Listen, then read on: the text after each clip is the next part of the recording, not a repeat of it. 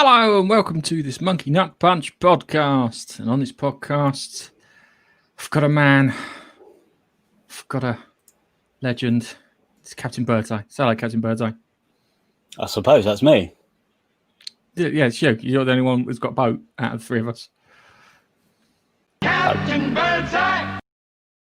If only I still had the beard. Right, okay. And then I've got Keith with me too. Yeah, thanks for that. Yeah, just carry on. Don't bother introducing me.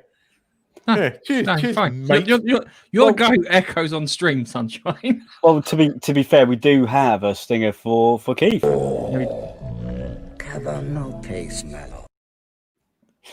Not the best, but it I need to sort that out. I had no time to sort any of those out. I just had tons of work to do and arguments and bits, but we don't have Dave with us, so I can't use the hello Dave. Hello, Dad. Like that. Yeah.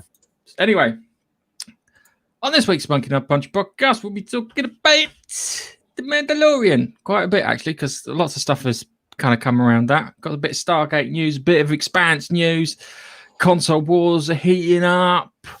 We're going to be talking about The Boys episode 5. Nige, have you? Oh, well done. Give the boy a biscuit. I managed to catch up on 2 episodes today. Yeah. Jesus Christ. And Hello, then, Keith. Steady yourself. and then we've got, I want to talk about Netflix, The Social Dilemma, which was a fucking terrible documentary full of ego. So naturally, I was drawn to it like a moth. I can imagine. And we finish up with... We'll finish up with our what the fuck story. So the first thing is I hope you guys watched it because I told you to watch it. Yeah, Mandalorian trailer. Pardon? You've seen I it? saw it before you told me to watch it. Okay. All right. So this is the trailer for the Mandalorian. I'm gonna pop it on, and we'll just talk. We'll probably wind up just talking over the top of the damn thing. But it's like nice kind of rise, and like clearly he flies past and his ship's absolutely fucked. Yeah, he's been in some kind of fight and he's That's lost. hanging off, isn't it? The back door's out. Dude, unless he's like a dumbass like my father was once, where he left the boot of the car open and drove 10 miles down the road. You know. Well, I used to have a Citroen Saxo and I was driving down the road, and the boot by itself just went as I was driving down the road. I was like, fuck's sake, I've got shit in that boot. There's 6 mile an hour road, so I had to close it. I stopped and I closed the boot and the fucking window smashed. I remember your Saxo. Fucking awful. You had your Saxo at Coney, didn't you? Yeah, that's right. Yes. You expect me to search the galaxy and deliver this creature to a race of enemy sorcerers? That's not Ahsoka Tano, despite what a lot of people said. I didn't say it was a Sakatanu. You haven't read the notes. No, a lot of people on the net said, It's someone very familiar. I know. There's a history with item in this. You know this is no place for a child. Wherever I go, he goes. So I've heard. I go to the toilet, he goes to the toilet.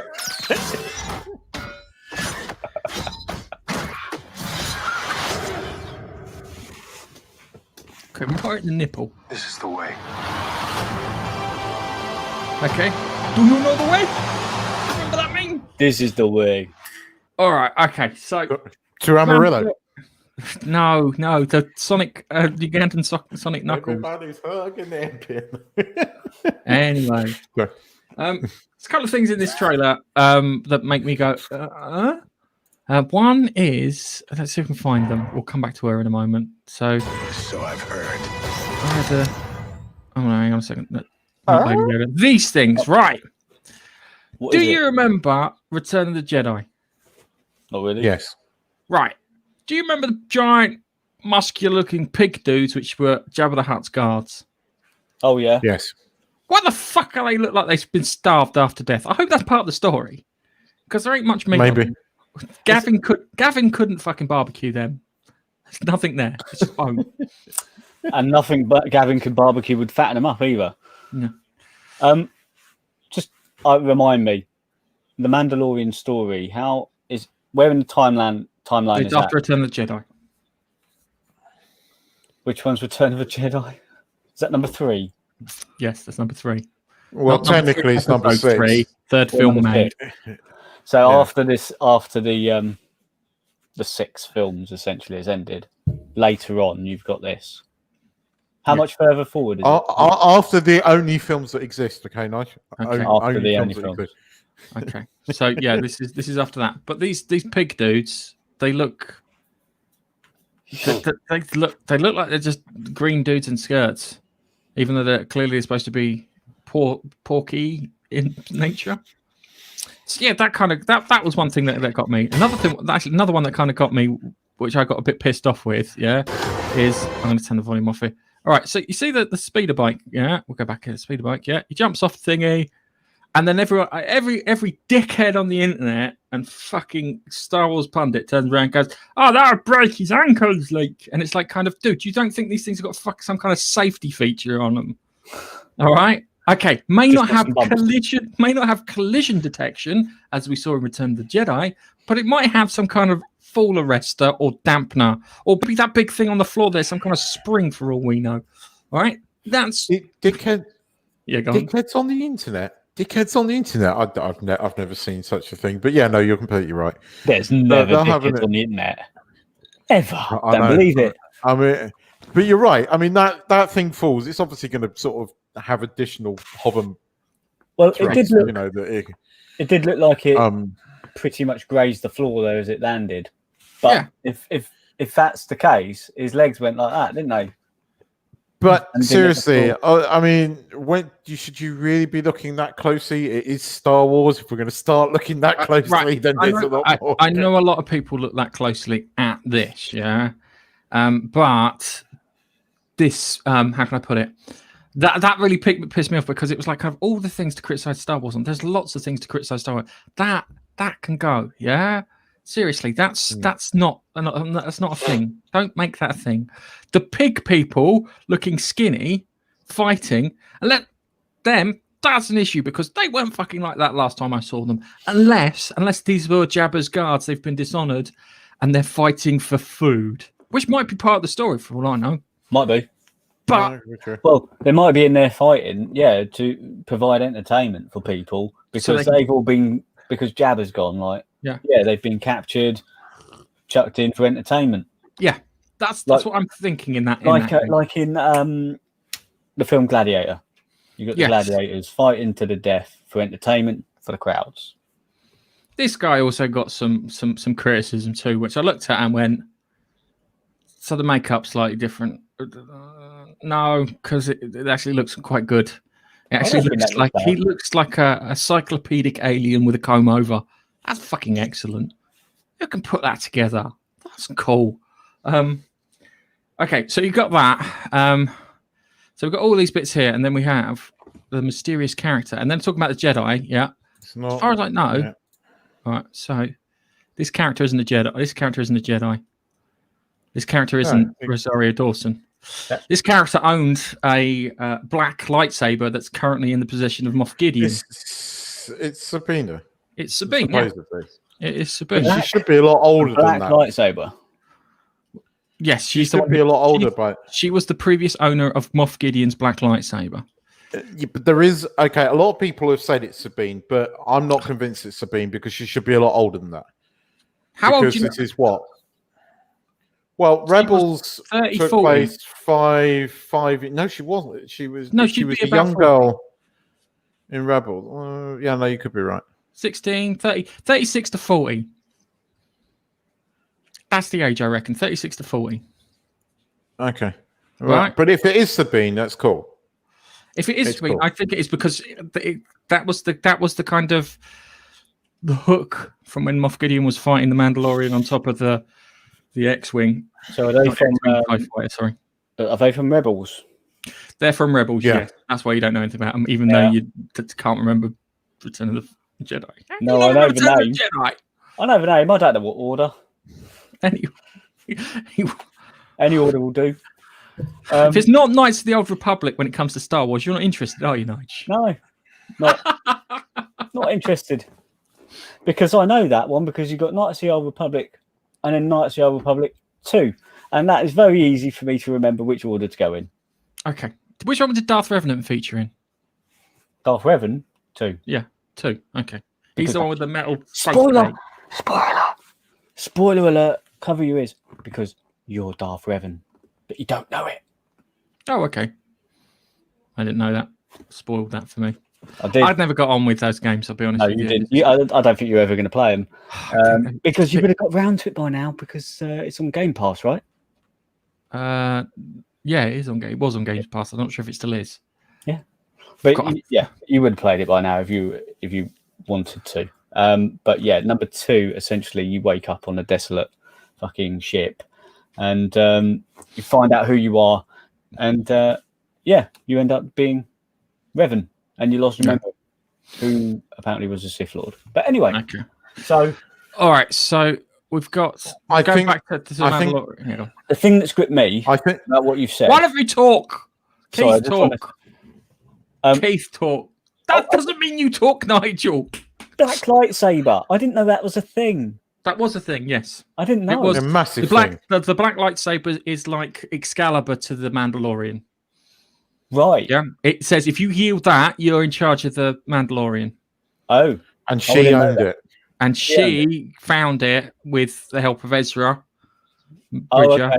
And that then made her in charge of Mandalorian, which then helped them kind of fight against the Mandalore. No, not. Oh, okay. Mandalore. So Sabine worked with Ezra. I've heard of Ezra in the thing because I've seen 1 or 2 of them, and he's a good guy, isn't he? So Sabine's a good guy, good girl. Ezra got lost in. The Jedi have like a time temple thing that exists outside. Ezra and Ahsoka got lost in it, but Pulpy was aware of it. So that made it interesting. That's also a name I've heard of, Ahsoka. Ahsoka, yes. And that's who everyone thought that one woman was Ahsoka at the time. But she's not orange. Twi'lek. Yes. See? Surprising. I know their fucking race. So I mean, a lot of people just it's Ahsoka. It's like no, because we know Rosario Dawson is playing Ahsoka Tano, which is awesome casting. This is cooler in some ways because Sabine is it cooler? It's equal to having Ahsoka in it because Sabine's a cool character as well. Like a really cool. These are properly rounded, written characters that were created before this fucking modern bloody feminism fake bullshit. These are actually decent, well-rounded characters that have been on have been through trials and tribulations, and they're not the bestest ever when they first start out. And they're likable. You mean people that grow a character? You mean actual characters? They're actual characters. Yes, actual characters. Rather than placeholders or plot devices or whatever. Right, I find it. I do find this kind of amusing because everyone was desperate to see Ahsoka Tano. Sabine fits more in with the Mandalorian storyline, being the fact that she is Mandalorian by birthright rather than by choice, like the Mandalorian is. I think it's gonna be interesting. She was the owner of the black lightsaber, and getting it back from Moff Gideon may be the kind of, how can I put it, the arc, the season arc, because she can then get it and then use it to unite the factions all together and then hopefully sort out that part of space. It's weird because the Mandalorians are like the Spartans for all intents and purposes. Even the helmet looks very Spartan-like, and I'm sure we've had this conversation before. Yeah, when it comes to these sort of things. Do we know if we're getting more episodes this season, or is it just continue with the 8 episodes? I think it's 8 again. Yeah, I'm happy with that. Well, I'm not going to go into the next story yet, and I have read the notes, but based upon the next story, although this rumor was prior to the next story we're going to talk about, is that there's going to be a narrative change halfway through. Now, I reckon that's when Ahsoka turns up. Because I think you're right in the fact that Sabine is going to be connected to the Mandalorian side of it, but we have the Baby Yoda character, which is obviously Jedi stuff, and I think that's where Ahsoka is going to come in. I mean, this is a Dave Filoni series. He's inching to bring Ahsoka in because Ahsoka was his his baby, if you like. So I think I think this is going to be a better season, much more interesting. But I know why you think it was spectacularly average. But it's the best thing that Disney have done Star Wars wise. But this, I find it weird because fandoms are more like sports than ever. And they are so much like sports. It's getting ridiculous, and I can see myself stuttering there. It's more like sports than ever, and part of that is if you tell a good story, you're playing a good game. Okay, your team. If you play a good game and you lose, you feel robbed, but you don't blame the team. Yeah. If you play a bad game and you win, right, you've got Captain Marvel.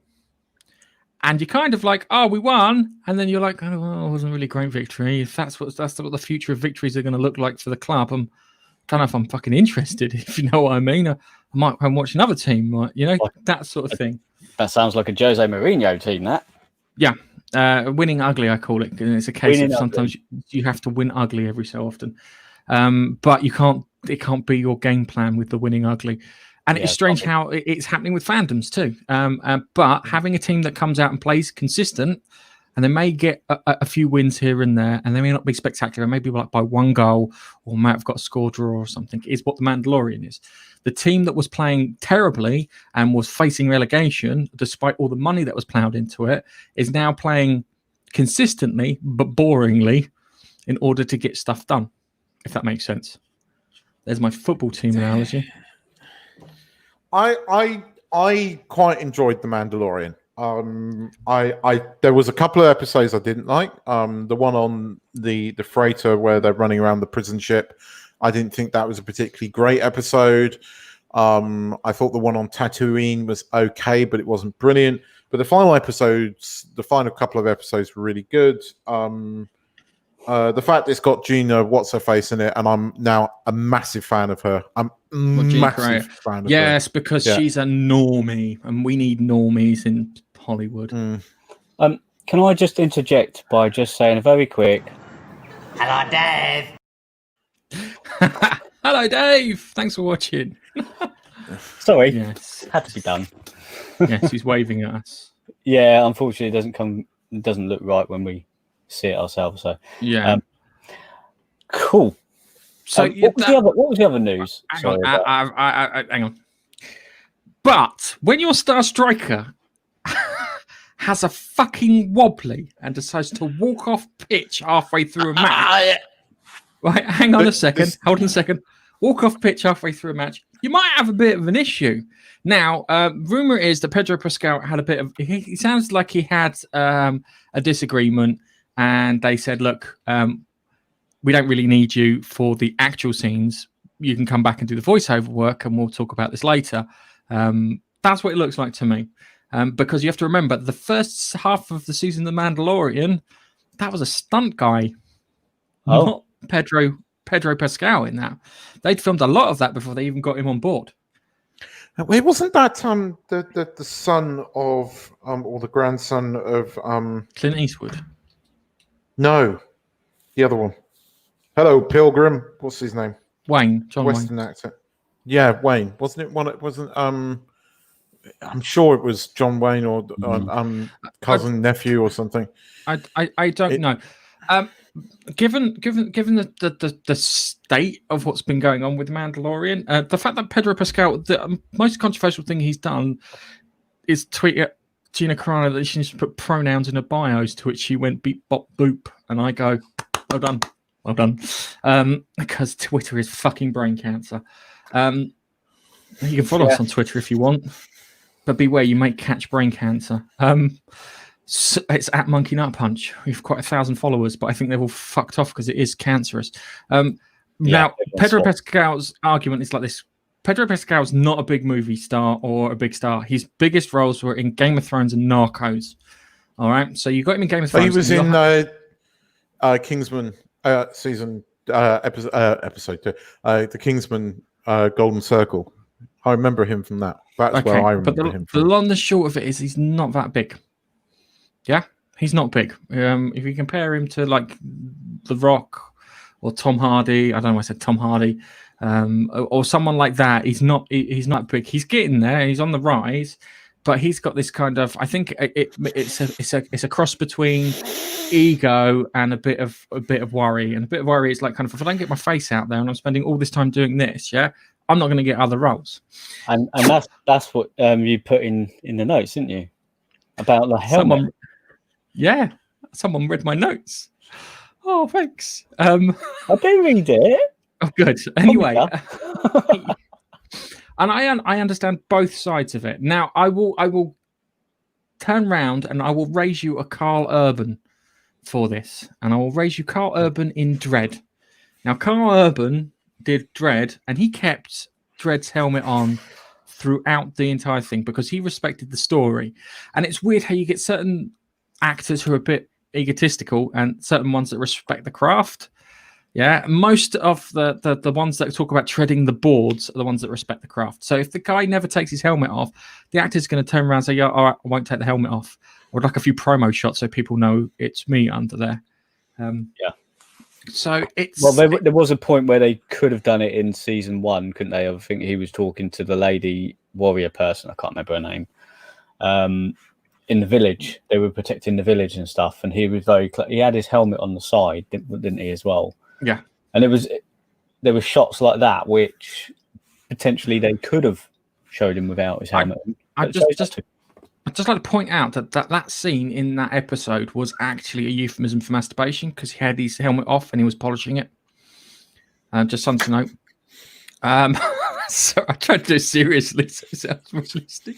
Polishing people talk shit like that all the time. As I said, I can understand it from both sides. He wants to get the job done, but at the same time, he's got to kind of respect the craft of the thing. I would be sitting there saying, I'd be asking for TV spots. Can I go and do lots of fucking interviews about the character without it on, and lots of promo pictures with me holding the helmet so people know it's me. So when you see these TV spots or these interviews on magazines and websites and whatnot, you get to see me with the helmet off and people understand that, which I think is probably the best compromise you can do for this. That's the way around it. They did kind of write themselves into a corner because the Mandalorian, even in Rebels, didn't have the thing with the helmets. Yeah. Well, he took his helmet off in Rebels. No, he wasn't in Rebels. In Rebels, you had Mandalorians in there. Yeah, and there was, I can remember, like a Mandalorian fighter squadron or something, and they had their fucking helmets off. So. Oh, it's a weird one. Then. Yeah, but hang on, no, there isn't an explanation that it was to the particular tribe or clan. I can't remember what they call them on Mandalore. It's either clan or tribe. That it was this particular tribe. It wasn't the whole of Mandalore. But hang on a second. They were quite an important and elite group. You think that everyone would be following the big boys, and then there was, but then Bob, and then you had your royalty and stuff inside it. I'm just referring to Rebels at the moment because I know you say, "Oh, Boba Fett never took his helmet off. He never had the opportunity to take his helmet off." Ironically, played by a British actor, wasn't worried about not having his face seen. Give it to a Kiwi, wants to have his face seen.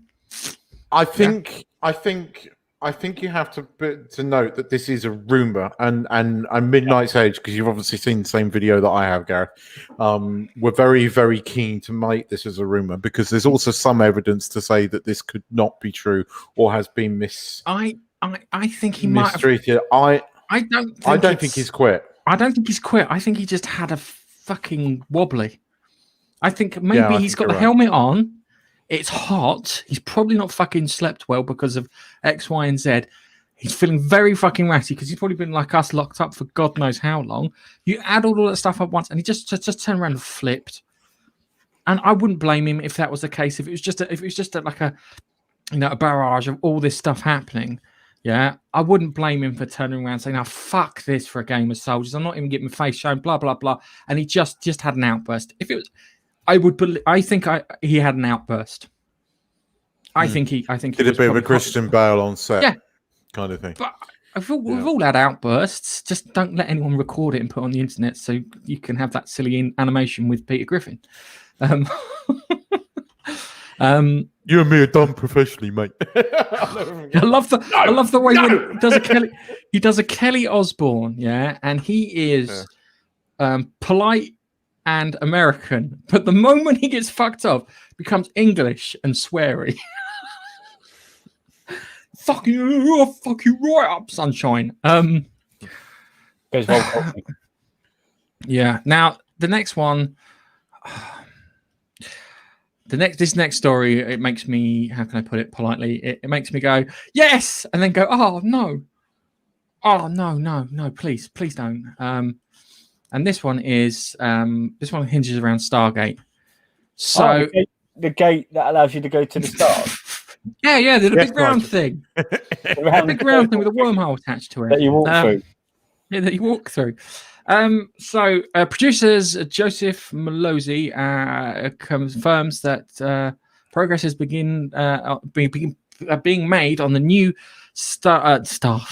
TV series with co-creator Brad Wright, Stargate producer. So I think it's Stargate. I'm sure I put the did I put the tweet in? It's the SG1.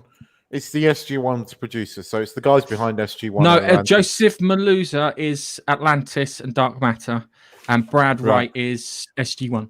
So it's a mix. Yeah. There's a mix of them. I also did Joseph Maluzza did Stargate Universe at the same time too. So it looks like they're working on it, and there's a few familiar faces. And I know that Chris Judge has said about coming back. I like Chris Judge. Chris Judge is. He's more fun off set, I'll be honest with you. The stories I hear about him dicking around and fucking around with the other cast members sound great. The downside is that we are in, how can I put it politely? 2020. Yeah, we're in 2020. And I read Quality of Black's Twitter. Oh, God. Yeah. Has she been infected? Has she been infected with the 2020 virus? Oh, not 2020. It's been like this. She's been like it for a while. She's got she's like the typhoid Mary of the viral mimetic brain parasite that is infecting a lot of people at the moment with groupthink, and it always just makes me want to cringe a bit.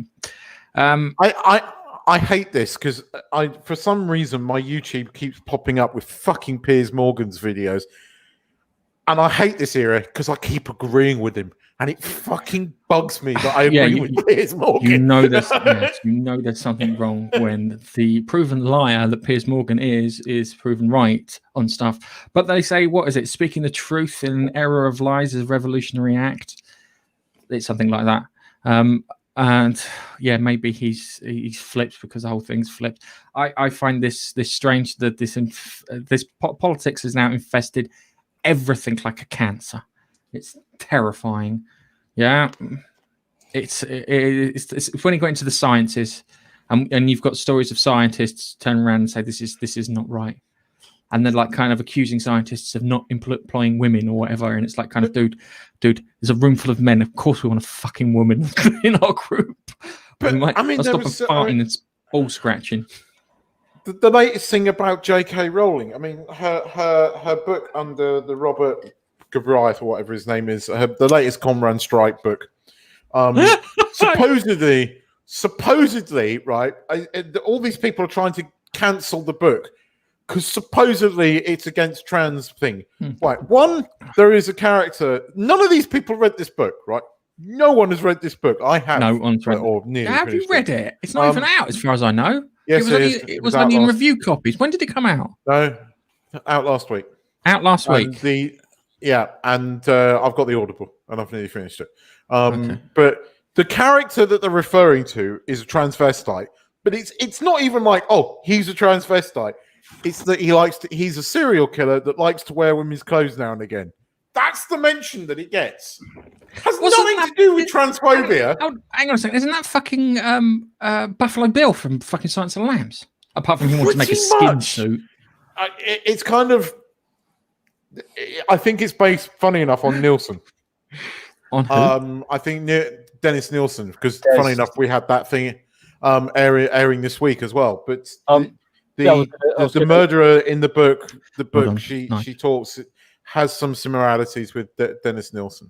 So I think that heavily influenced. There has been a program released, 3-part program on ITV this week all at the same time for this Des person. It's called Des, and it's around Dennis Nilsson. Have you ever heard of him, Gav? So the thing is, when you say Dennis Nilsson, the first thing I think of is the TV ratings in the States because they're called the Nilssons. Well, this guy, it is uncanny how much David Tennant looks. Oh fuck! This guy. Yes. I saw. Have you got something to share? Because if you have, I suggest sharing it. Well, we watched a documentary on it, and they were showing real clips of this Dennis Nilsson, and then there was an advert during the break of this program for the program called Des, that then David Tennant, and they basically showed David Tennant straight after showing this program. Fuck, he looks. I've watched it, and Tennant's performance is eerily good. It's good, and it's astonishingly good. But it's eerie. But Dennis Nilsson was one of the UK's most prolific serial killers. I think he's one of the most famous. I mean, if you don't know anything about him, it's pretty freaky. Going back to this J.K. Rowling thing, the character is heavily influenced by Nilsson. But But Piers Morgan got this fucking dickhead, the gay guy with glasses. He has them on all the time. I can't remember his name. And Morgan turns around and goes, "Have you read the book?" The guy goes, "No." He's like, "What the fuck are you talking about then?" And it's like, he goes, "You haven't read it either." He goes, "No, but I have read this incredibly detailed review of the book that says it doesn't mention anything about transgender people. You fucking moron!" It's because J.K. Rowling is what they lovingly refer to as a trans exclusionary radical feminist, or as I like to call it, someone who almost has a grip on, has one hand on reality. But it's just because they do what they do with Trump, where it's like kind of whatever she says, it's just wrong. And then there's no argument, there's no thought or anything. It's just wrong.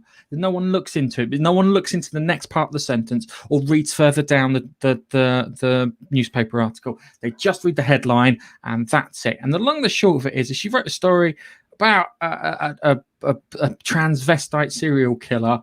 My question is, I think we've had that before because of Silence of the Lambs. So what's the difference? Sell me on it. If it's good, it's good. I will listen. If it's not, then I won't. I think if you enjoy the Conran Strikes TV series, you'll enjoy this one when it's made. I do like watching the Conran Strike TV series. Anyway, how did we get to this from Stargate? Because we were talking about the cancel culture. It was Keith. He just derailed the whole fucking thing. The long and the short of it is I want them to finish off Dark Matter. Just one season of Dark Matter or 4 TV movies will do me, because the fucking interdimensional aliens turned up at the end of the 3rd season, and that was it. I was reading the article a fair bit, and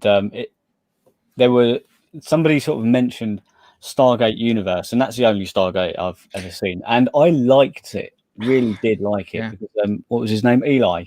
Yes. Eli, plucked from nowhere to take into, Well, he did liked it. It's a solve a load of he did solve a load of puzzles to qualify him for it. He did, he played that game, didn't he? And he solved all the things and got plucked and stuff because of his intellect. And then when he's out there, he started to prove himself out there as well.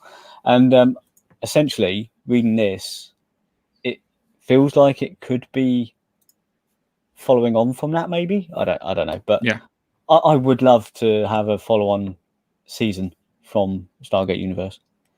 And that's I would too. I don't think it's going to be that. I think it's going to be SG-1 with Atlantis bits in it. If it is, can I have Rodney McKay back? Because he's one of my favourite characters of all time. I love Rodney McKay. He's such a he's a genius, but his social skills are sucky and he's completely neurotic, which makes him really interesting. I wish I could...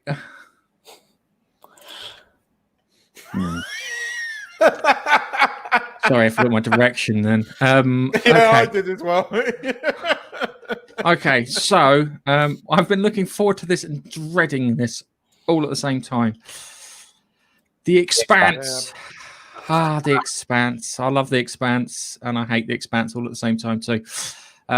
the last and final book of The Expanse is called Leviathan Falls. And I would just like to point out, Keith, that this whole series of books has been written in between George R.R. Martin writing whatever it was in Wings of Winter, which is the one that he's supposed to be writing. The final book. And I reckon, this is the funny thing is, I reckon the TV series might be finished off before that too. He's never going to finish the book. And he's never going to finish the book. Fuck him. Silly fat Father Christmas impersonator. Let's not talk about him because he's just space. Okay. All right, going back to Leviathan Falls. I'm sure I heard that title before. Sorry. Leviathan Awakes. First one. Leviathan Falls. Last one. See? Symmetry. Bookends. I like the All right, so going back, we've got The Expanse, yeah, and we've got the ninth and final book. It's coming out for 2021. I'm assuming it's going to be around about February, March, because that's when the last book was released. If not, it'll be Christmas time, which has really fucked me off a bit.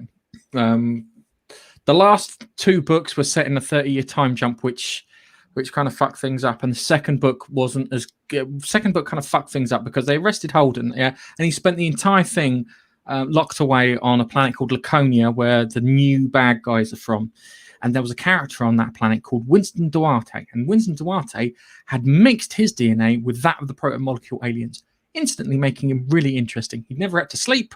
He could regenerate. He had this weird-looking flesh and all this stuff here, yeah?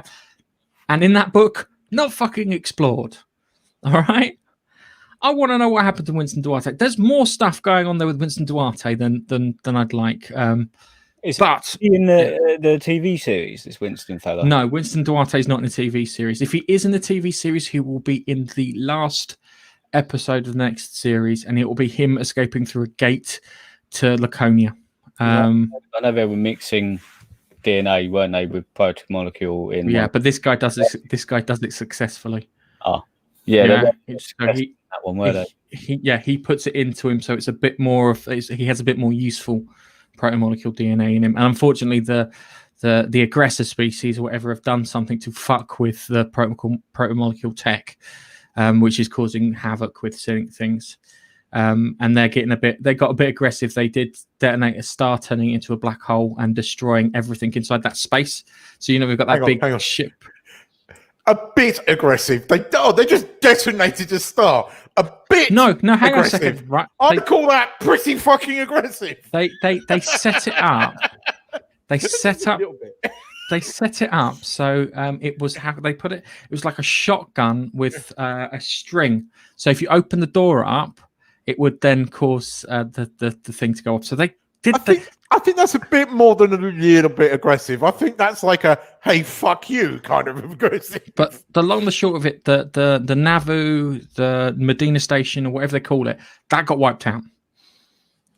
All of that stuff inside that space, inside that, I think Alex Kamal, Alex in it referred to it as the Dandelion Space or Slow Zone, whatever. Everything that was in it, all the traffic, all the ships, all the gun emplacements they had on that center section, all got fucking wiped out in an instant.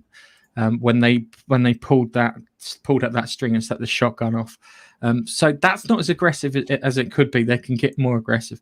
I didn't like in the previous book he had Naomi. And she led an attack against the Laconian homeworld and fleet with the Belters of what was left of Earth, the remote colonies, and whatever ships she could get hold of. So she did that. I didn't like that because Holden and Alex were ex-Navy, yeah. So Martian Navy and human Navy. So Holden was going to become an officer, so he knew about tactics and stuff like that. So that's why you get all that tactical knowledge from him. So when you get into a fight, he turns around and says, "Do this," and they go, "That's crazy." He says, "Do this," and then they win. Yeah, because he's kind of had that experience before, and it kind of makes sense for the character. Same with Alex. If Alex turns around and says, "Look, I'm going to fly this path, yeah, and I'm going to go and skirt around all these planets," it's because he's done that shit before, or he's trained to do that shit before. Same with Bobby too. And they killed off Bobby. That pissed me off. And she went out like a fucking boss, though. She really did. She was literally. I hope they do more of her in the TV series because I think there's so much more. To yeah, the TV series does differ in some places. Yeah. Bobby doesn't join the crew for a good while, and it's funny because Bobby's first day because it does a 30-year time jump, and then Holden says, "You know what? I'm thinking of retiring, Bobby, because you're the only person who Amos will listen to and Alex will listen to. You're in charge of the ship." And guess what happens on the first day? She gets the ship impounded. And she fucking hates it, which I found hilarious. But I like the character of Bobby. It was well done because she starts off and she's a complete bitch and a total arsehole, and you warm to her. You can see where she's coming from, how she grows, and you can see how Avasarala's influence on her kind of calms her down. And it's like kind of, I know you want to do what's best for your planet and your like tribe or your civilization or whatever, but sometimes we've got to group together and do what's best for everyone. And they have that nice conversation on the Razorback that indicates that in the beginning of the third series. That doesn't quite happen in the books, but I'm looking forward to this. I'm just hoping there'll be lots of Holden in there. I'm hoping they'll explain what's happened to the corpse of Amos, because that really fucked me off. Did he? In a very bizarre way. All right. You're saying explain what happened to the corpse of Amos, because he may have been infected with something when he died. So we've got that, and it's going to finish it off. So I'm hoping that they'll explain the aggressor species just enough to satisfy, but not enough to demystify, which is a hard task to do when it comes to books. And then, as I said, I want to see more of Vincent Duarte. And I want Holden in it because Holden's the guy who should be fixing this right at the end. And it's nice that that the girls had their moment, but now it's time for the real people to step up and do it because Elvia Koye is going to be key to sorting it out. So it's not like going to get any kind of representation there, but she's going to be key to sorting it out along with Holden. And I found her annoying in the TV series. I hope she gets better in the book. She was slightly annoying in the book. I found her. Okay. She's very annoying in the TV series. She was supposed to be like, what the fuck's going on here? What's this? What's that? What's this? And because she was a scientist, so she asked lots of questions. She kind of felt like a bit like an annoying passenger on a road trip.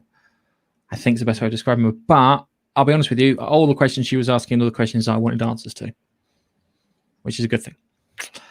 Anyway, Leviathan Thoughtful coming out next year. Hopefully everything will be cool.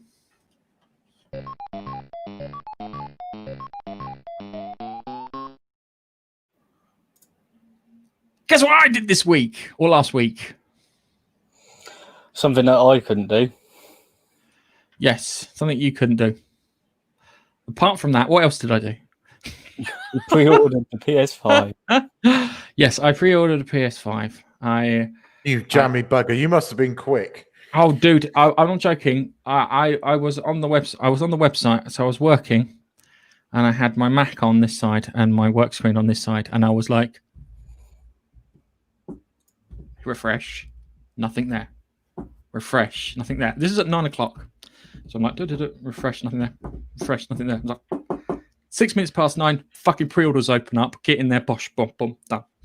Weren't you the one that last week said, "Oh, I just walked in and bought a PS3, didn't it? 2 days later, kind of thing." So I did. Mister, pre-orders is not a big thing, and he was sitting there, come on. I know you're sitting there, all fucking excited. But, do you know, right? You know when you do like you go on eBay and you try and get something for the least amount of money as possible, and you get to the end, and you and the 3 other people are putting like 50p on or £1 on this £300 item just to try and push it up, but not too far that it exceeds its value. Yeah, that's what I did with that. I've done it with ticket. I know exactly the feeling. I've done it with tickets for Wimbledon for a good few years because you can get tickets every day online, but you have to be the fucking fast on Ticketmaster. It's the same thing. I know the feeling. I was talking to my wife, and she turned around and said, "This is like because she does races and stuff. This is like trying to get into the Disney races, in regards to just trying to book the bloody things." So she's like online, and she's like, "Can I get it? Can I get it? Can I get it? Can I get it? Can I get it?" But there's so much limited space there. But going back to the conversation that we had last week, Xbox came out and they turned around and said, "This is the price of our console S version. This is the price of our console X version. You can do your pre-orders on the 22nd of September." Fantastic. And we knew that Sony were going to come back. I thought they were going to do it over the weekend because of share prices and stuff. They decided to do it on the Wednesday when me and Nigel decided to stream, which is really annoying. So they released it, and the presentation was quite a good presentation. It was reasonably short, well edited together, nice layer of sheen on it and whatnot. And they had interesting things on there, more importantly. And then they ended it off, as you're supposed to do, with here's the price, here's the release date. And the price is exactly the same as the Xbox One X. So it's, for the UK, it's £449.99. Xbox Series X, not Xbox One X. Not Xbox One X. Bloody. All right, Xbox Series. I'll fucking shoot the marketing department at fucking Microsoft for that shite name. Even my wife was saying, she hates games, and she was going, "Why the hell have they called it Xbox Series X?" I said, "I don't know." She goes, "Isn't there an Xbox One X?" I went, "Yeah, but don't forget, there's also the Xbox One S and the Xbox Series S." And she went, "Fuck this." I think it should be called the X4. But I think it should be called the X4 and the X 3.5. You're paying an extra 90 quid though for the Blu-ray drive, aren't you? Because isn't the digital only version 90 quid cheaper? Yeah, but no, it's not. They've discounted it by that, so they're probably selling the digital version at a loss. But in the long run, they'll make the money back because you won't be able to have second-hand games, and they control the entire market. Yep. So that's what that is. I have to. I am partially tempted because of the Miles Moran game. If it's anything like the Spider-Man game. Miles Moran. I said Moran, not Moran. Morales. It's Miles Morales. Sorry. Are you hungry, Keith? Hang on. You're wrong, and you're a grotesquely ugly freak. I've got a load of Garth Marenghi ones I want to put in. I need to put in. Yeah. Well, not to forget. All right, they've matched the Xbox Series X. But if you've seen how, go on. Yeah. But if you think about it, the Xbox Series X has also got a bit up its sleeve because they're offering the deals to pay monthly. Yes, that's the biggest draw of the Xbox X and Xbox S series at the moment are those pricing plans for if you can't afford to get the console off the bat. That's the biggest draw. And I think that's fabulous. There's a downside to this though, and I did this when I realized that I've been playing my PlayStation for a good 3 months straight, and I barely touched my Xbox since I played Carrion. The only time I played it is when me and yourself have been streaming, and I played fucking Rise, Son of Rome. Thank you, Nigel, for that choice. That was terrible. You get me a choice of one of two, and I went, let's go Rise, Son of Rome. That was Microsoft's Crown and Glory when the fucking Xbox One came out. Oh yeah, but it's not. It's supposed to be like a button masher, but it's not. No, it's not that great, isn't it? I mean, the God of War did exactly that with the shield and the axe, and a hell of a lot better. Yeah, well, you ever go on the controls and you'll understand that you want to slash someone and it goes dump dump like that. Fuck off! Stab it! It's haunting.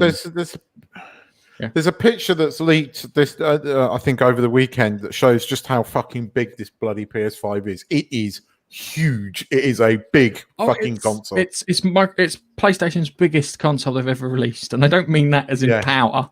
I mean that as in physical. No, it is huge. And do you know why it's huge, Keith? For venting, for heat. It's all because they need to get the heat out, and Nigel's Hoover will attest to this, because the Hoover feels jealous of the PS4 because the amount of noise that it can make. And as Mark Cerny, or Dana Carvey, as I like to call him, pointed out, that was his biggest annoying thing, and they've worked on this heat dissipation or venting or whatever they're doing with it to try and make it work. I'm not too fussed about it being big. It just means I won't be able to stick it under my TV. I'll have to live behind it rather than there. I've moved my PS4 behind the TV at the moment to have it a bit more ventilation, but it's on its side now. I can't put it flat. It's on its side. So with the PS5, if I ever manage to get one, it will be better because it's meant to be upright, and so it can just sit in that place behind the TV. Hey, no, Char, I can sell you one for £1,000. Right. Do you know what? No. Oh, right. This is the other thing that fucked me off, because everyone's going on about the pre-orders are mad, yeah, and it's like lots of people wanted to pre-order it because people want to get there first. Same with fucking iPhones. Same with the Nintendo Switch and all that sort of stuff. And then it's like people are going to gouge each other for prices. That's been going on since the Super Nintendo, and I know this, yeah, because first time I heard about anyone price gouging another person was a friend of a guy called Michael, and his brother's mate. What do you call it? He sold his for like box FA Cup tickets were like £800 at the time for a Super Nintendo, and a Super Nintendo wasn't £800 because no one could get hold of it, so he could get FA Cup tickets. I can't remember who was playing, but he was big into them at the time. So it's not unheard of, but this price gouging, it's just part of capitalism, shall we say? If you don't get in there, then you do it. The downside is when people order more than one per person. Yeah. It was some bastard. Yeah. Sorry, you're probably about to say this, but I heard of there's one guy who bought loads. He managed to somehow get hold of loads, and he was on Facebook selling 9 of them. Wow. On Facebook Marketplace.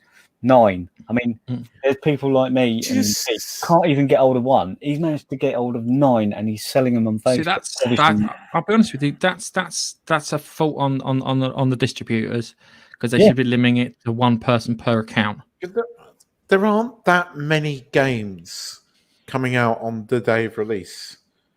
No, that's why I'm not overly fussed at the moment. But I do. I think you're able to use the PS4 games on the PS5. Yeah, and there's rumours that the PSVR will work on it too, which I'm really fucking grateful for, because I'd like to try it out, see if it does anything better for the image. I noticed on Amazon, because Amazon's list of accessories were changing all the time over that day. The headphones look quite cool, but they had a camera at one point, and then that disappeared. The headphones disappeared. They're still there, but it's out of stock. No, they disappeared. They might have come back again. They might have just got more stock, but they disappeared off the listing at one point. Because I wanted to have a look at them again, because I noticed that they come with a fucking dongle, which means the PS5 is going to have exactly the same fucking issue with Bluetooth headphones that the PS4 has, and it's ridiculous. You have to buy a dongle to make them work, and you have to hack the fucking controller. It's just allow people to use any fucking pair of Bluetooth headphones. Most Bluetooth headphones these days, Sony, come with a fucking microphone. Why can't we use them on our PS4s? Or PS5. It's just ridiculous. But it looks like the PS5 is going to have the same issue, because the headphones come with a dongle, which is the same as the PS4 headphones that you bought from Sony. The camera's there. I can see the HD camera there. Oh, it's back again then. The camera's there. It disappeared briefly. So it's weird. I have to check the specs on that, because I did read that. We thought that the extended, you can buy an external hard drive for the PS5 and it will work. Yeah. And Xbox are coming out with their own proprietary. I think that Xbox also allows you to put a hard drive on there, but not for the Xbox X Series games. They do allow you to use an external hard drive on the X. However, you're just not going to get the same speed as what you would if you got the proprietary one. Well, I mean, you just want one of these. Oh, right. Hang on a second, Keith. I know why the you can't put a Bluetooth headphones on there. It's interference with the controllers, because the controllers are all Bluetooth. Yeah. Okay. In order for it to work and not be interfered with it, and you've got to have the 4 channels for full game controllers. If you've got any of those glow sticks, that's probably why it's like that. Which means, annoying. This means you could pair it with your computer. I'll be interested to see in the near future if I know Sony tweeted, and I know tweets cancer, but they have tweeted. Sony have said that they are aware of stuff, and they're going to be releasing more PlayStations out to various retailers soonish. So they've already put another batch out. Oh, have they? I think they've already gone. They probably have. I didn't even get a notification. I'm signed up to many things to get a notification as one gets, released. Look, I haven't had any. I wouldn't. I'm not going to bother pre-ordering it. It's going to get released here a few weeks later than it does in the UK, but there'll be ones available on the day of release here, so I can go and get one if I want. Yeah, you would. I'm now sort of, because I'm sort of resigned myself to not being able to get one because it's there's not many about. I'm looking now at. But no, Gareth's right. This is the bullshit. Certainly with the PS4, they were ready available the day of release in shops, and you go, and then they ran out of stock, for a couple of days, and then those came in. This is all about driving traffic by making out there isn't going to be anything. This thing's been manufactured for the last 4 months. Do you know who they learned that from? They've made millions. Apple. Nintendo. Oh, Nintendo. That's what Nintendo do, and they do it every generation with everything they bring out, which works brilliantly for them, and I have to applaud them for that because they create that false scarcity, and it works. I don't think Sony are going to be quite as bad as the Switch, because the Switch was very difficult to get hold of for a very long time. And yes, there was some of that, but I think there was also Nintendo misjudged just how popular people thought that console was going to be. I think there was some of that as well. But certainly with the PS4, put it this way, Nigel, I'd be shocked if you can't get one within a week of release. I won't be shocked, but I'll have a go, see if there is any. If there isn't, there isn't. This thing's been in production for months. So that means they've stated that they've been having issue with the AMD chips. Yeah. That they've been putting them together, and when they go through the quality control check, 50% of them are failing, and it's all down to the AMD chips. But the weird thing is that Microsoft uses roughly the same AMD chip. I just think it's ever so slightly beefier. And they haven't said that they've had any issues. So I don't know what's going on there. But it'd be interesting when we find out. I'm hoping I don't get one with a faulty bloody processor on it.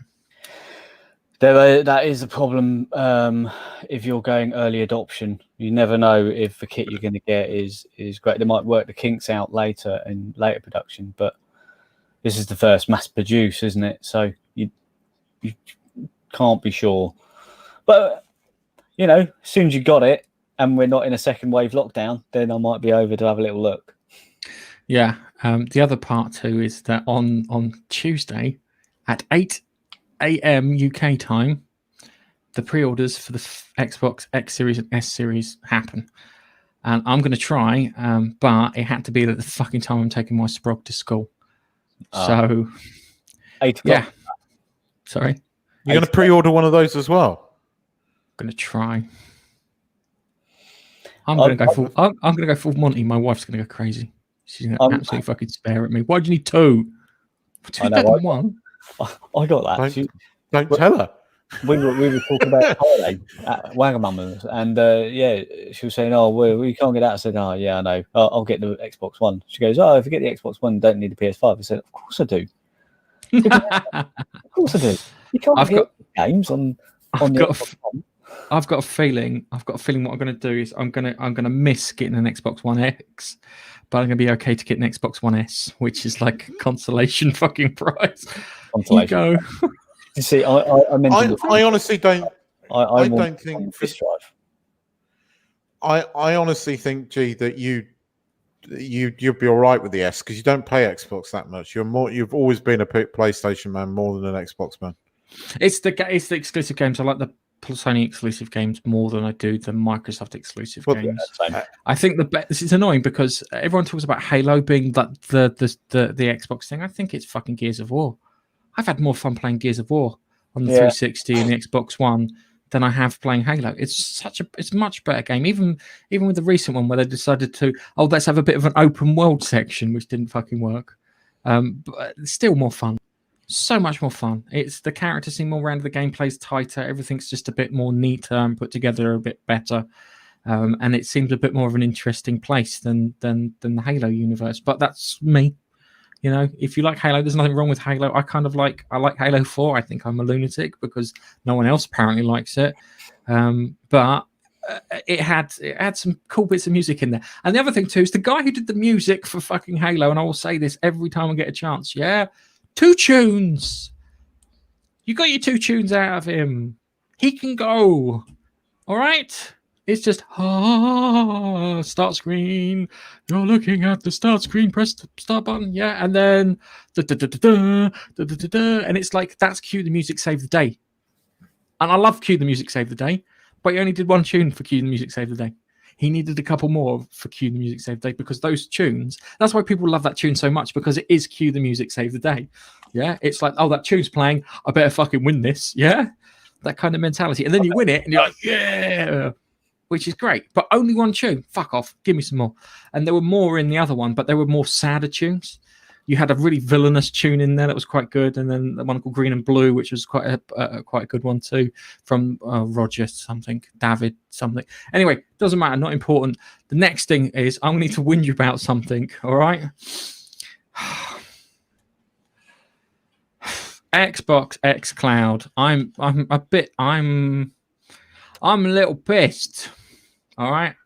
And it comes back to the comment I made earlier that I've been playing my PlayStation more than my Xbox, and I have fucking Game Pass on my Xbox. Yeah. Last year, it was really good. This year, been a bit shit. Okay. It's the choice in games. All right. It's the choice in games. Now, on the Sony presentation, they said that they were going to have like extended PlayStation Plus, where they had 12 of the PlayStation Plus classic games in there. Now, if they swap those out to include more in there, or they throw in some PS5 games in it, I think it will be all right, because I look at the Xbox thing and it's got 100 games, but I'm only interested in 10. Yeah. There are like fucking 4 versions of fucking Banjo-Kazooie on there from 360. 4 versions. Who the fuck wants to play 4 versions of Banjo fucking Kazooie? I'm sorry. Yeah, it's not the N64 version. I ain't fucking interested. All right. They've got the Gears of War games in there, which I played, and I fucking loved them. It's also got the Halo games in there, which I played, and I went, you fucked up somewhere along the line. I can't quite put my finger on it, but something went fucking wrong. And it's like a mixture of technical issues and narrative issues. So technical issues with the Master Chief Collection, and fucking narrative issues with the shit Halo Guardians, because all of a sudden we're not interested in Master Chief and we wanted a fucking bit of diverse representation in there. Didn't go down too well. We don't even know if Master Chief's white, by the way. I reckon he's white as a bloody bed sheet, because I don't think his skin's seen the light of day. So it could have been black to start with. But now he's white, all right? And it's just like going through some of these games. I think they've got the list here. So just looking at Plague Tale, okay. Absolver, Afterparty, Age of Wonders, Arc 5, okay. Astronomer, Arkham Knight, I've played it, okay. Battletoads, what the fuck did they do with Battletoads? Nigel can attest that to me, because all of a sudden Battletoads is turned into fucking WarioWare. Battle Chasers, don't think, what the fuck is that? Black Desert, what the fuck is that? Blair Witch, really? Bleeding Edge, Bloodstained, Bridge Constructor Portal, isn't that a free-to-play game? Carrion, good game. Children of Mortar, Cluster Truck, Crackdown 3, Cheese Sandwich, a dry cheese sandwich. That's what that game's like. It's okay, you can eat a dry cheese sandwich and be satisfied, but it's not great. Crosscode, what the fuck? Green Crosscode, is that? What the fuck? Dark Side Genesis, okay. Dark Siders 3, okay. Daisy, probably a bit better. The Blob, no one really cares. Dead by Daylight, okay. Dead Cells, Dead Island Definitive Edition, okay. Deliver Us the Moon, I need to play that. Destiny 2, fuck off with Destiny. Destiny's on everything, it's free to fucking play. Dirt 4, okay. Don't Starve, no, shit. I'm just going through these games, yeah? Look, and you know they're not paying fucking attention. There's no quality control in there, because that's in that list. Right? No quality control. Right, but going down these, yeah, Maybe Forza Horizon for me. Forza Horizon, yeah, Forza Horizon. Okay, the Gears, all these ones here, yeah. All right, brilliant. I love them. 2 all right, and 3. 2 and 3 are 360 games, which are also in there, but not listed on this list of Xbox One games. Oh, Xbox. Right, okay. Right. All right, Grounded, not quite there. Guacamole 2, Halo Guardians. What the fuck? Halo Wars. I see what you're trying to do, but I think you missed the mark. Spartan Assault. I think you see what you do, missed the mark. That's still buggy. I think I played that with my mate Carl, and we died because we fell through some of the scenery towards the end, which really pissed us off because we were having that good moment where cue the music, save the day's happening, and we're fucking off in the Warthog, and I'm at the back with the guns going, "Don't crash the cunt," yeah, and it's like, turn around, and then through the scenery. Start the whole thing again, ruins the moment. Hello Neighbor, no. Human Flatfall, no. Hotshot Race, no. Yeah. When I've got this first time round and I started playing with my Games Pass, I kind of enjoyed it. I really enjoyed it. Minecraft Dungeons, actually. I quite like Minecraft Dungeons. It's better than I prefer it to Minecraft, but I'm not. Middle Earth, Shadow War isn't too bad, I think. Which one's Shadow War? The one above that, Minecraft. No, hang on. That one. Sorry, I thought you meant a Shadow Runner. Yeah. I don't know. I need to try that one. The Metro, okay. Marvel Infinite, okay. But it's a list of. There you go, Mutant. Have a go at Mutant. No, I had a go at that. Didn't like it. No Man's Sky. No Man's Sky in there. Resident Evil Biohazard, that's in there recently. They need to. They used to have it. They swapped the games out, and they're not. They've had Red Dead Redemption for half the year, and instead of keeping it for the entire year, along with Grand Theft Auto, and they could have had that in there for the entire year, especially when coming up to think. Now, I think that they're probably dealing with RC publishers. All right, I've written this in the show notes. I don't blame them completely for the quality. I think part of it is you're dealing with your EAs and your Activisions, and they're telling them they want more money from it, basically. So they're probably trying to squeeze as much money out of them for the Games Pass as possible, because what it's doing is it's now changing into a weird Netflix on-demand style service. So the whole market is changing. So naturally, they're not doing it. That's why they're throwing in the EA Pass when you buy the console for 2 years. That makes sense, all right? Because that would then complement what the games that aren't quite there yet. I'm a little pissed off with it because you've got the xCloud thing, and the xCloud thing with playing it on your phone is not good. I know you can play it on Android tablets, but I haven't got an Android tablet capable of playing it. I've got a really old Samsung tablet from like half a decade ago that I could play it on, but it's not that good. If you play it on your phone, the display bits are too small. So if I play Ace Combat, because I love me some Ace Combat, I can't read the display on it. So I can't read the things on it because it's fucking in microscopic vision. If it's on the screen, fine, but I'm looking at it in microscopic vision. That needs to be pushed. If they want to get the Games Cloud thing working, they need to put it through their Edge browser. That would be an excuse for everyone to download the Edge browser, Microsoft, so you can play your Xbox X Cloud games on there. All right, that would be good. So you could play that on that. And, you know, it's just shite. Yeah, the xCloud thing is a novelty. I think I've played it 4 times. I've got it. I've got access to it. Am I interested in playing it? No. If it comes to my iPad, will I be interested in playing it? Probably a little bit more. But Microsoft and Apple can't agree on what to do with their thingy because of Apple's weird policy. But it's their platform, it's their choice. We have to respect that, but we can call them dicks for it. Anyway, I've had my rant. I need to get out of my system. So I think it's time we talk to some reviews. I've got another rant coming up, actually.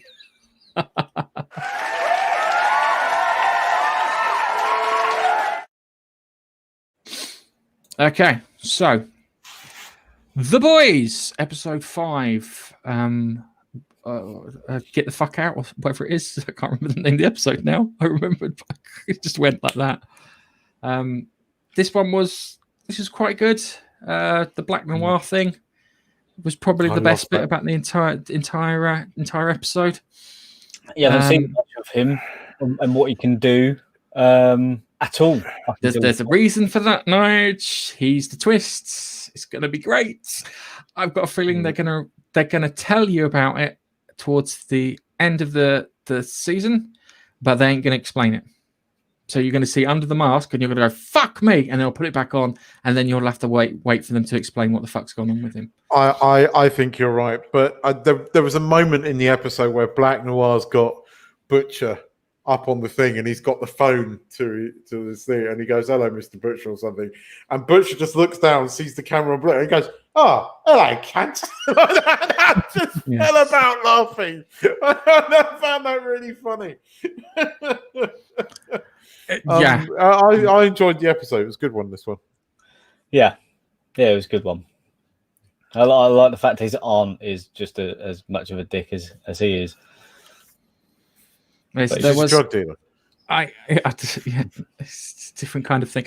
I liked the beginning bit where they are ripping the piss out of the Avengers / Justice League with Joss Whedon, as the director, and they are just, fucking it up. And then he had the bit with A-Train. I think they might do a twist with A-Train and put him on their side, given everything that's going on. I think they're going to flip him, which would be good and it would make sense. And then there's the sly threats between the A-Train, Stormfront, and Starlight, which I think are working really well. And the assistant to Homelander, who was Madeline Stillwell's replacement. I can't remember her name. I can remember her face. And I love the fact that she seems to have grown some balls too.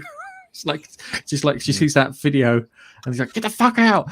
And then you had the bit where Homelander confronts the senator lady or the representative lady in New York, and then you see him in his head lose it and laser the whole fucking crowd. My wife walked in and she went, "What the fuck?" Because she watched that scene and she went like that because it's got to be in his head. And I went, "I don't care if it is in his head. That's still fucking great." Because it's like, yeah. I was really hoping it wasn't in his head. Yeah, me too. I was thinking, it's too soon. It's too soon. That would change dynamic. It's too soon. And then there's the sex scene and the consequences of that sex scene.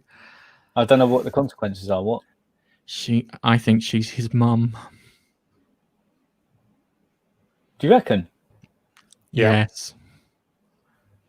He has a mummy problem as it is, and then if he's fucked his mum, that's going to push him over the fucking edge. I'm sorry, he's losing it as it is. That'll be the push to finish him off. And Homelander is the most interesting character because you're watching him. He starts off as an arsehole, but he seemed to be more with it in the first season. Yeah, he'd fuck up, but he'd be like, I'll go on with it. It'll be fine. But ever since Stillwell's gone, he's gone further and further and further and further over. And you got the doppelgangers who pretend to be her. Yeah. That was just fucking weird, right? That was weird. But I'll be accidentally changed back and he's like, "Oh fuck, don't look at me." But I'll be honest with you. That made it so much more interesting. Yeah? Yeah. Made it so much more interesting. And that's good. So that's something that I really enjoy. Now going back to the Butcher thing, I think they fucked the Billy Butcher character up.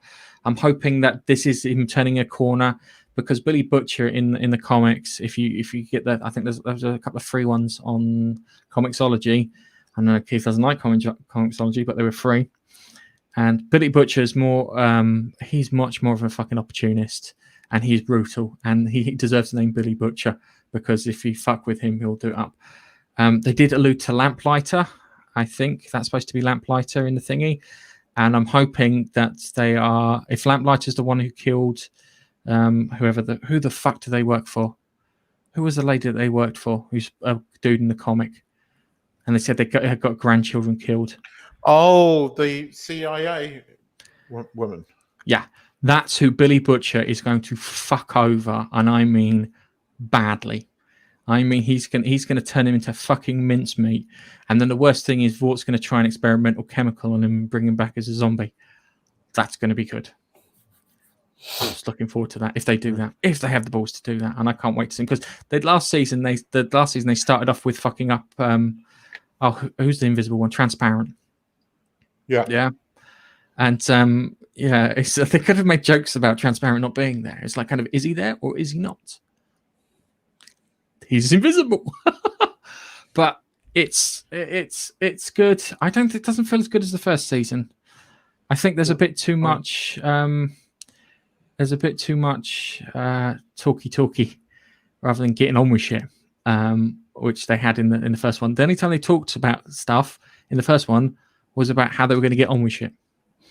And you haven't had that Spice Girls speech that you had in the first one.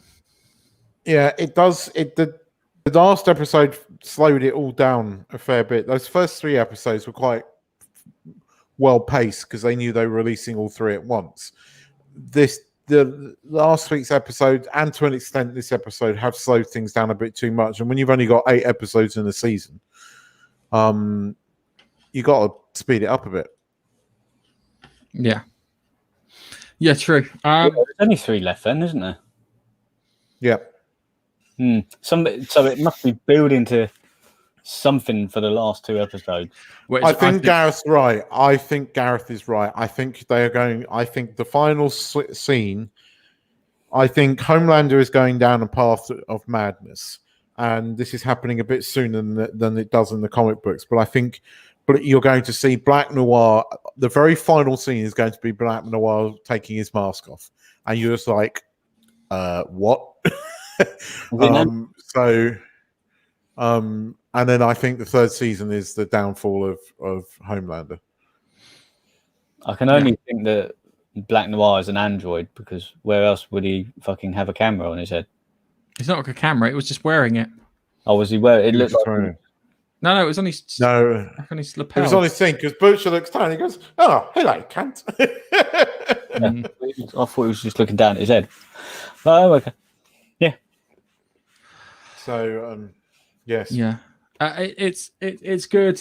I'm gonna have to wait and then watch the whole thing back, like I did the first season, to pass judgment on the whole season. I've enjoyed it, and I'd look forward to it. Annoyingly, I told Nige this on Saturday. I had trouble watching it because the 4K streaming for me on Amazon wasn't happening. Really, really fucking annoying. But it's one of those things. So you want to have a moan about something on Netflix that I haven't watched? Okay, all right. So obviously not seen it. There was a thing on Netflix called The Social Dilemma, and I love the way that technical people understand technical problems but don't understand people. And I know this because this is one of my fucking flaws, and I get exposed on it on a regular basis when I miss the person element out of an equation. So I can look at things on a technical level, explain all this stuff to you, and they go, "Well, what about the people?" And I'll go, "Okay." And what it was a documentary in regards to how Facebook and Google and all these things kind of manipulate you. Now, I know that Facebook doesn't manipulate me one iota. Do you know how I know that Facebook doesn't manipulate me? Because I have nothing fucking to do with it. All right, it's that simple. You two still have Facebook accounts, but I got rid of my Facebook account about 2 years ago. And I kind of feel a bit of a git because I've got like elderly relatives on there who I want to keep in touch with. But they kind of had this thing where it's like kind of, oh, we make you click on the ads when you see them. Everybody hates the fucking ads, yeah? You go onto a page. This guy spent a good 10 minutes talking about how they tweak the ads and this, that, and the other. And it's the long and short of it is if an ad appears on your thingy, it's probably because you already had an interest in it. It had nothing to do with you. You were already planning on buying this in your head, yeah? You pressing the button, nothing. All they're doing is what they like doing is like grouping people together and pushing them into certain areas and stuff. And I've got this chart here, and annoyingly, I didn't pick the other chart, so you can't see it. And this chart here is like kind of, this is like kind of, how can I put it? I couldn't find one, and there was a really good one where it had a chart of like, it looked like a spider's web, but I can't bloody find it, where it had like opinions and stuff, and who was on the right and left and authoritarian and all this nonsense. But this is the best one I could find, where what the technology at the moment is doing is it's grouping people together and putting them into boxes, and is causing issues. And we know that Twitter is brain cancer, and you have the YouTube rabbit hole. And I've watched stuff on YouTube, and I've gone down YouTube rabbit hole, but I know I'm going down it. I'm quite aware that I'm going down it. And sometimes I find some real funny shit down the bottom of the YouTube rabbit hole where people have just gone and lost it. And you can hear me cackling to myself sometimes as I found something funny. But they were trying to make out that they could control and manipulate people. And I know why this is coming out, because they want to do what they did last with the election, where they turned around and went, oh, it was Russia doing it. Well, the long and the short of it is you were taking money from Russia. So you were complicit in this. Shouldn't you face some kind of charge for election rigging if you were taking money from them? Hello? Anybody? Yeah. No? Because they didn't. All right? You sit there and you're saying we're manipulating people. And then they turn around and say, oh, no, Russia's now fucking manipulating people. Oh, fuck off, would you please? Yeah. All you're doing is you're pushing people to fucking bits in boxes. All right? It's nothing to do with it. You're not actually telling people where they're fucking going and what to vote. Yeah, you're just pushing people into boxes that had already made their mind up, right? And it really fucks me off, because it was like kind of, oh, we've done this and we're trying to be ethical and all that other stuff. Oh, fuck off, would ya? All right. The biggest point about it was the alert things, and they're talking all about alerts. I fucking hate alerts, and I think most people, after a while, you get. Are you talking about social media? Talking about social media, we're talking about Google search engine, we're talking about everything, YouTube, the lot. And they're sitting there trying to make out that they're fucking pulling all the strings. Yeah. And then they turn around and say, oh, someone else is pulling the strings because we didn't get the result we wanted. And that was the long and the short of it. And I was like, oh, fuck off. People did what they did because they wanted to do that, not because you told them. They already had those proclivities. All you did was just expose them and push them from one side to the one side that they were already heading. You just pushed them a bit quicker. You didn't make them. And that's the bit that fucked me off, because I didn't understand human nature. All right? Sometimes you get that one person who just wants to do something fucking stupid. And this documentary, I watched it, and I was doing 5K at the time. And I watched it, and I was just like, oh, fuck this. And I turned it off. And then I finished watching it later. But I like keeping myself entertained as I'm running, because otherwise I get bored and it becomes more of a chore. Funny story today, yeah? Doing my 5K, yeah. I'm glad I was doing it in the gym rather than out on the road, because I hit 4K and I needed a massive shit. And I'm just like, I was approaching the 4K, and as I was approaching the 4K, I'm just like going, oh, no. No, so literally, I jumped off the machine. I left my phone and everything on there. And I ran to the toilet so I could have a massive shit, and it was quite a good one actually, because I was waiting. Thank you for that. But yeah, I couldn't have done. I was just saying, because I couldn't have done that if I was out on run, because I would have had to go in the bushes or in an elderly person's hat. Oh, what's her face? Didn't she? So, where was the woman that did it diarrhea on the London Marathon?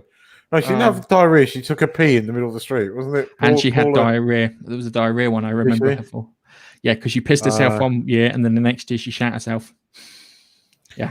Nice. Paul Radcliffe, I think it was. Yeah, that's it. Paul Radcliffe. It's strange how I finish a conversation, my brain goes, oh, now I know the name. But the long and short of it is they were just chatting shit. I'm talking to chatting shit.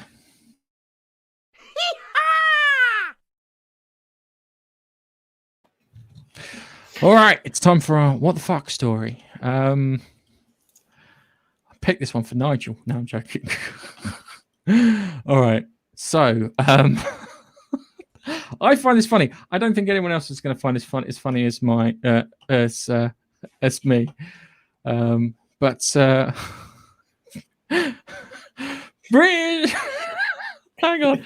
Oh, fuck off with the things. Go away. Right, okay. This is because I'm not using Brave, because Brave always cuts all the shite out. Britain's dullest man unveils international roundabout of the year. International roundabout of the year. Yes, Kevin Beresford has spent 17 years at his residence. Got to my mouth. Resident roundabout spotter, and has travelled the country looking for junction perfection.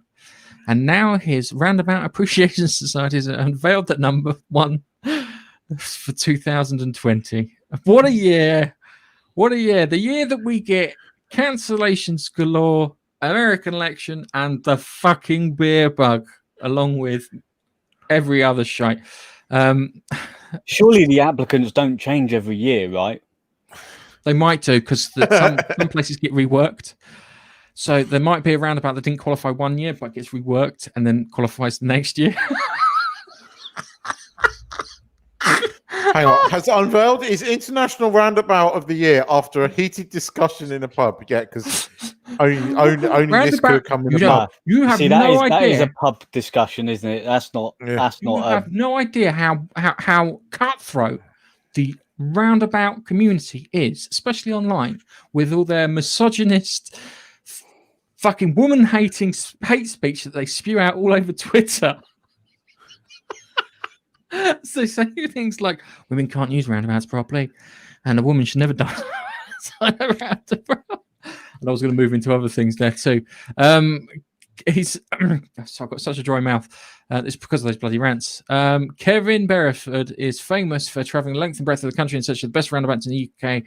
Has to offer Birmingham Live reports. Well done, Birmingham Live. Top journalism there, mate. The 68-year-old described himself as the dullest man in Britain. Well, at least he's self-aware, which most people at the moment who spew nonsense aren't.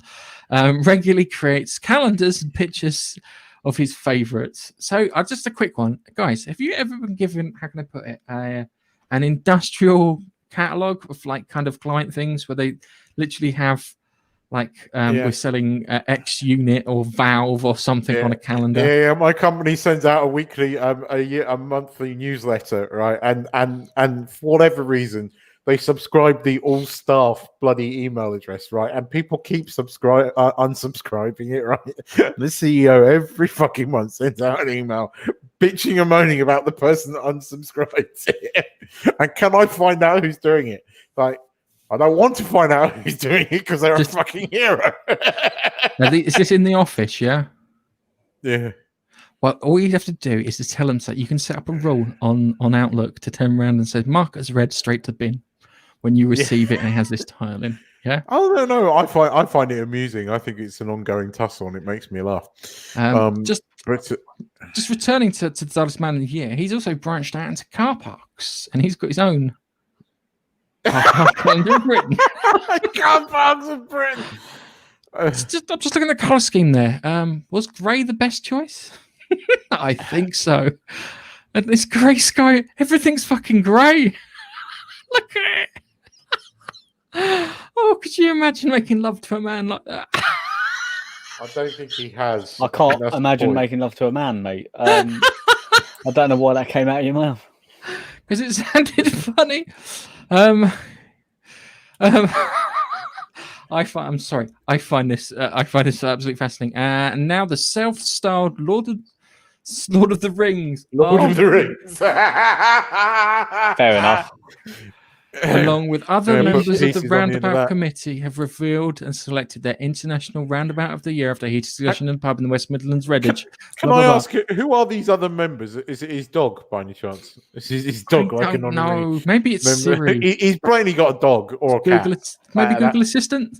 It's clearly stemmed from a pub conversation when they had too much to drink, going, "Oh, and this roundabout's mate," and then they started discussing it every week. "Oh, I've had a think about it last week. You said this. I've had a look at it. No, it's not as good as this one, mate." And then they've carried it on, and then they've formed a fucking committee out of the two of them because they've had this argument.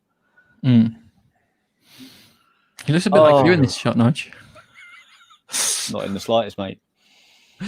You don't get to look at your face. Only when I look in the mirror or do podcast.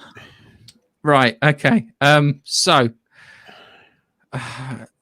This I'm trying to find out. Oh my god, here it is. I think that's it. That's the Roundabout of the Year. Wow. Gentlemen. Nothing really. He must like its curves. Yeah. Can you imagine his wife? He's like, "Can you dress up as a roundabout tonight?" He hasn't got a wife. I'm going to take that. He has not got a wife, mate. No, I think why this is his obsession. I think he has got a wife, and this is his reason to get out of the house. She told him, get out and get a hobby. Stop being under my hair, you boring bastard. And he's gone out and found a person. Right. I think this is what has happened, yeah? I think he's nipped out on his wife, and he needed an excuse. And this is the story he came up with. And he asked his mates to join in. Just to cover for him. I've got more of imagination, I'm sorry. Anyway. It's just gone too far. I found that hilarious. I found that hilarious. Okay. But yeah. And on that note, I think it's time that we wrapped it up and put a bow on it, guys. So Keith's got a video on his YouTube channel. I advise none of you to watch it. And if you do watch it, give it a thumbs down. Because I'm a bastard like that. Until I've put my comment on there and you can all go and have a good read.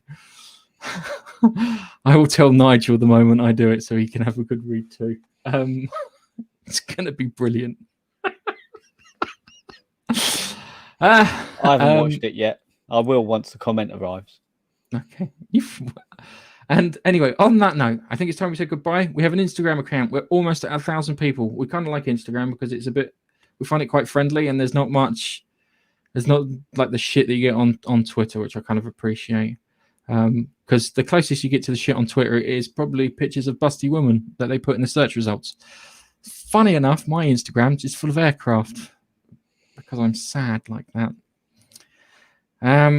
Keith is also we're saving up for a forced sex change operation for Keith. We're going to turn him into a man.